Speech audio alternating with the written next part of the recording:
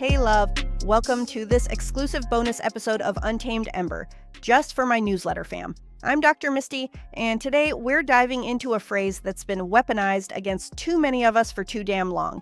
You just need to communicate better. If I had $1 for every time someone gave that advice to a neurodivergent or trauma-impacted person, I could fund a consent-based revolution and a nationwide co-regulation nap tour. Let's talk about why this advice doesn't just fall short. It actively erases how our brains, bodies, and relationships actually work. Let's start with the golden child of relationship coaching, the I feel statement. You've probably heard it framed like this: when you do X, I feel Y, and what I need is Z.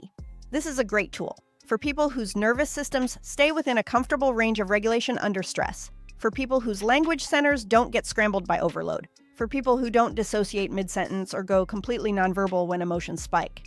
But for neurodivergent folks, especially those with trauma or emotional processing differences, this kind of communication can feel impossible in the moment, not because we don't care, not because we're immature, but because our brains are literally prioritizing safety over syntax.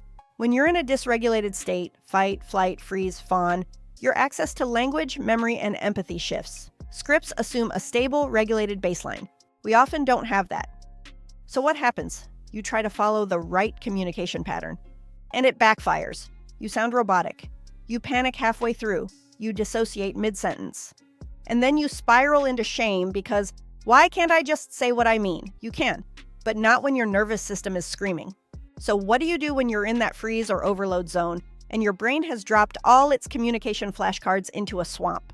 Here's what I teach clients and use in my own life. Pre-consent to messy communication. Let people know in advance. When I get overwhelmed, I might go quiet or say things weird. Please don't assume that means I don't care. Let's build in grace for that. Use shorthand signals, a hand gesture, a color system, an emoji code, whatever lets you say, I'm not okay without needing full sentences. Write it instead. Text, journal, notes app, email, whatever creates enough space to regulate before you express. Build a bridge phrase, something like, I want to respond, but my brain's offline right now. Can we pause and come back to this? That one sentence can preserve so much trust. This isn't avoiding communication. It's building scaffolding for authentic communication in a body that needs a different timeline. Here's the truth most communication coaches won't say. Trust matters more than performance. Your partner doesn't need you to communicate perfectly.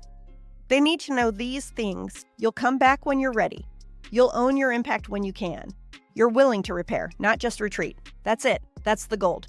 Messy communication with trust and repair is more sustainable than perfectly scripted communication that masks your truth. You don't need a script. You need a system of mutual care that doesn't fall apart the moment dysregulation enters the room. Consent isn't just for sex, it's for communication too. Neurodivergent folks often need longer processing time, pauses or sensory breaks mid-convo, more context and fewer assumptions. The right to pause, revisit, or completely reshape the conversation format. You're allowed to say, I need to think before I respond. Can you give that to me in writing? I can't take in more words right now. Can we talk later? This is not flakiness. This is informed relational consent. And the right partners, the ones who actually respect your complexity, will meet you there. So here's what I want to leave you with. Just communicate is a lie wrapped in neurotypical privilege. Real communication, the kind that builds safety and connection, starts with honoring the nervous system, not just the words. You are not bad at communication. You are beautifully complex, and your way of expressing, connecting, and co-regulating is not a problem to fix. It's a pattern to understand. So take a breath, come back to your body, and remember, you don't owe anyone performance. You owe yourself authenticity and enough safety to speak from a place that's real. Thanks for being here, love. Thanks for being you. I'll see you next time.